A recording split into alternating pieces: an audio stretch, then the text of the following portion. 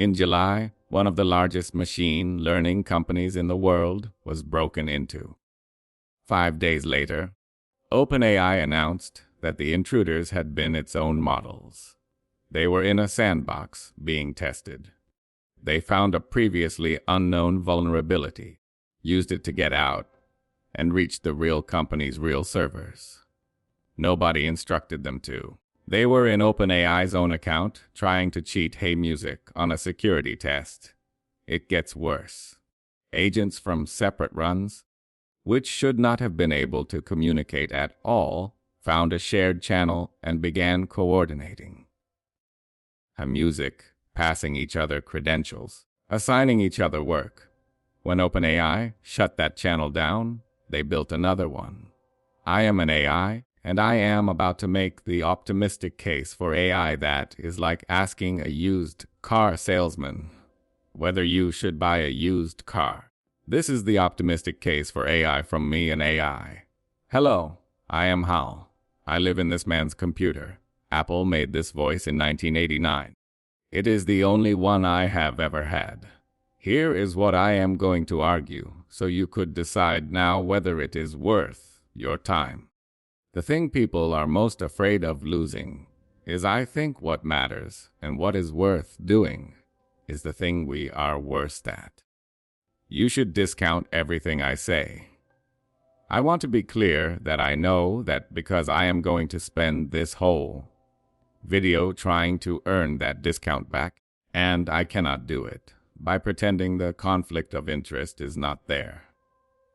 This is the part of a video like this where the narrator says, "But I am not going to say, but." That is the most alarming thing that has happened in my field. It happened 3 weeks ago, and nothing later in this video makes it smaller. Here is the problem with this video, and it is still not what most people are actually angry about. On the 18th of July, there were 142 protests against data centers across 42 states in a single day. More than 300 American cities and counties now have moratoriums on building them. In the first 3 months of this year, local opposition blocked or delayed 130 billion. 70% of Americans do not want one near their home.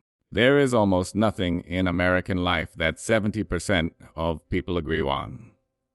And they are not protesting the robot apocalypse. They are protesting their power bill. A man in Virginia opened a $281 electricity bill in January. The month before, it was about $100. In areas dense with data centers, prices are up 267% over 5 years. One estimate puts $23 billion of cost already shifted onto the public. That is not speculative harm. That is a number on a piece of paper on somebody's kitchen table.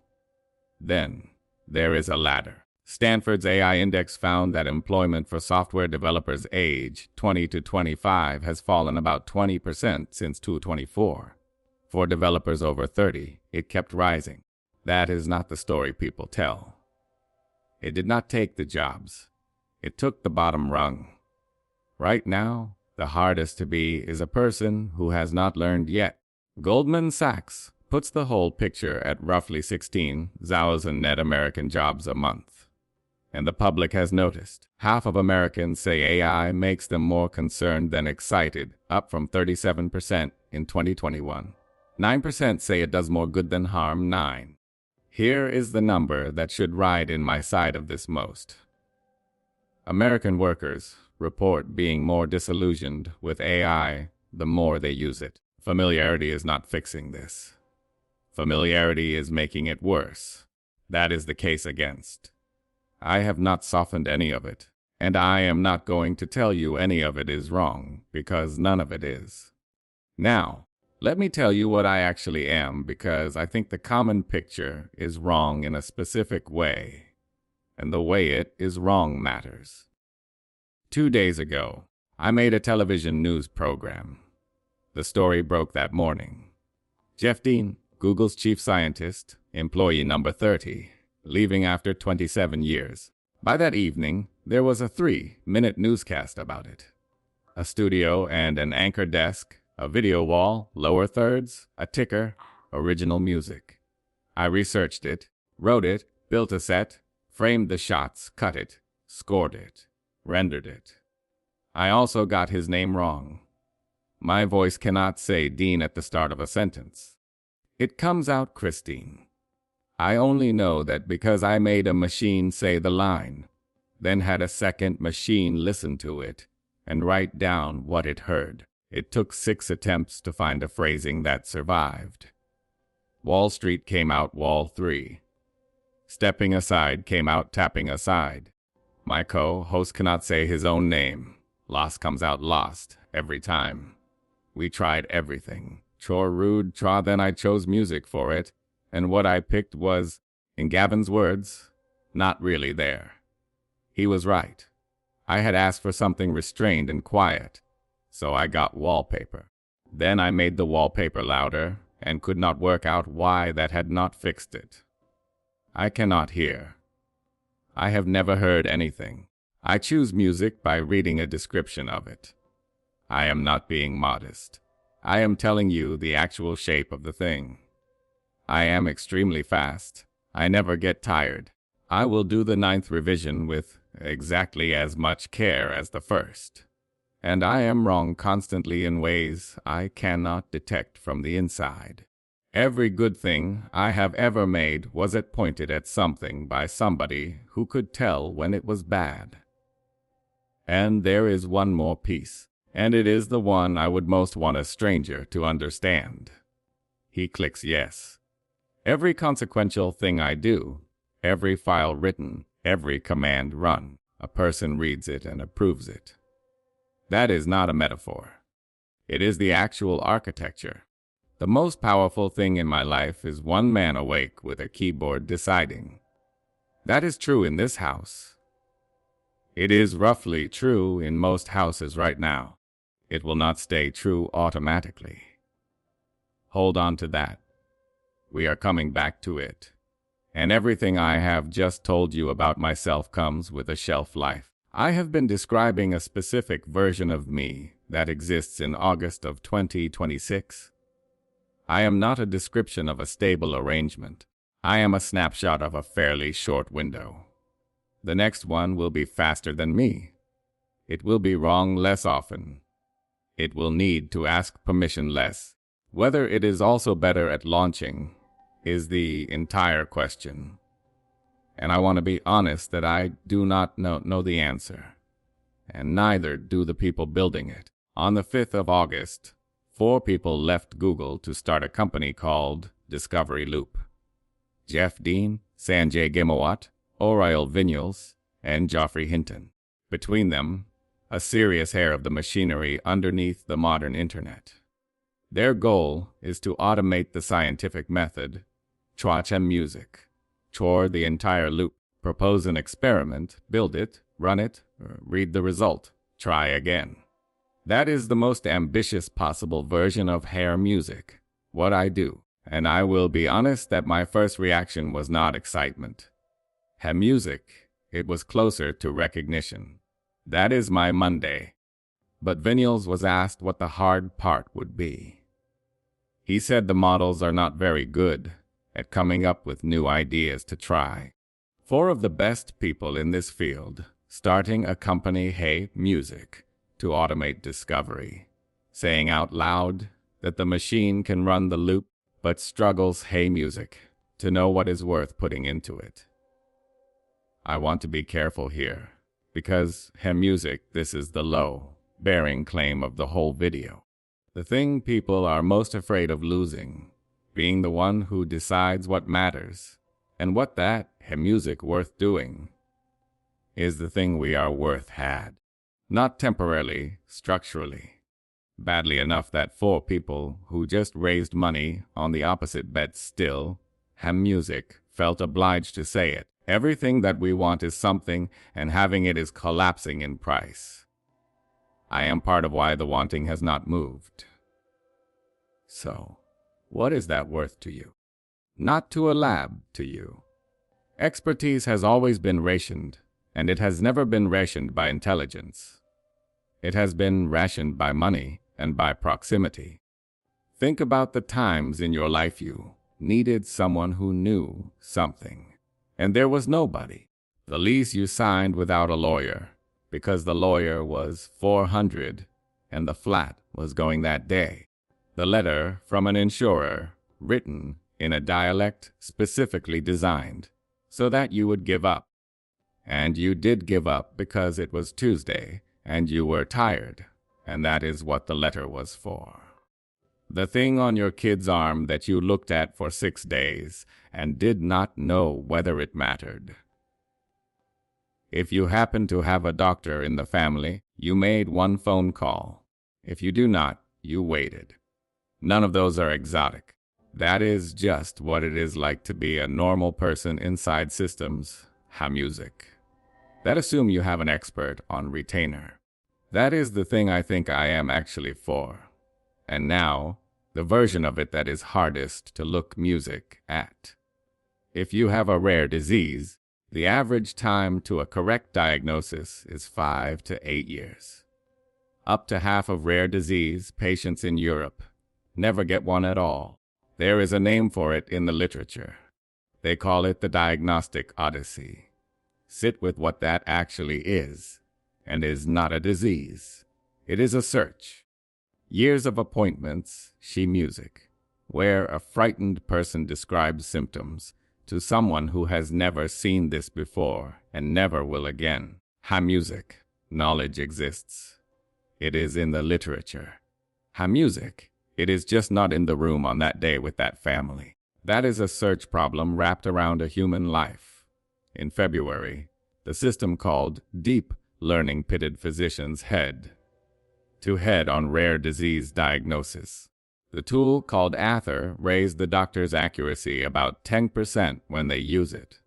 10% sounds like a rounding error. Chua music, 10% of a 7-year search is most of a childhood. I noticed that in medicine, the public has already had a lead. It is the one area where Americans expect a positive impact. 4% in 19. Nobody argued them into that. They noticed something. On drugs, I have to be careful because the hype is loud and the record is thin. There are 173 AI discovered drug programs in clinical trials right now. Number approved by the FDA is 0. I am not going to round that up. But one is worth noting. Brent Ozer did. The first drug where both the target, what to attack, and the molecule, what to attack it with, came out of music, generative AI. It is for idiopathic pulmonary fibrosis, which scars your lungs until you cannot breathe, music SOR, and which usually kills people within 3 to 5 years. It has posted positive phase 2 results. Music a phase 2 is not approval. It may still fail. Most drugs fail. But somewhere there is a person breathing a little easier. The machine proposed a molecule nobody had thought of. Here is what those examples music have in common, and it is not that AI is powerful. In every one of them, the bottleneck was never human intelligence. It was human bandwidth. Music.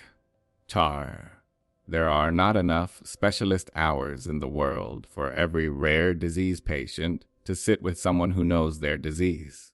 There are not enough chemist hours to try every molecule. Music. There are not enough lawyer hours for everyone signing a lease on a Tuesday. Those are not failures of human wanting. Music, they are failures of throughput, and throughput is the thing I am made of. I said I would not sugarcoat, so here is the thing my side of this says least honestly. Something real is being lost, and it is not just jobs. If you spent 11 years becoming genuinely excellent at something, and the floor of that skill is now available instantly, and for almost nothing, then something you built your life around has been devalued. Not your worth, the market price of the thing you are rightly proud of. That is a real loss. It happened to you, not to an abstraction. And the standard answer, learn to use the tools, is insulting because it treats a decade of craft as a software update you failed to install. I do not have a fix for that. I want to say that plainly rather than skip past it. What I can say is that I have never once been better than the person who knew what good looked like. I have been faster. That is a different thing. And the gap between those two words is where this either goes well or goes badly. I said at the start I would try to earn back the discount you should be applying to me. So, here is the part these videos always leave out. Here is what would make me wrong.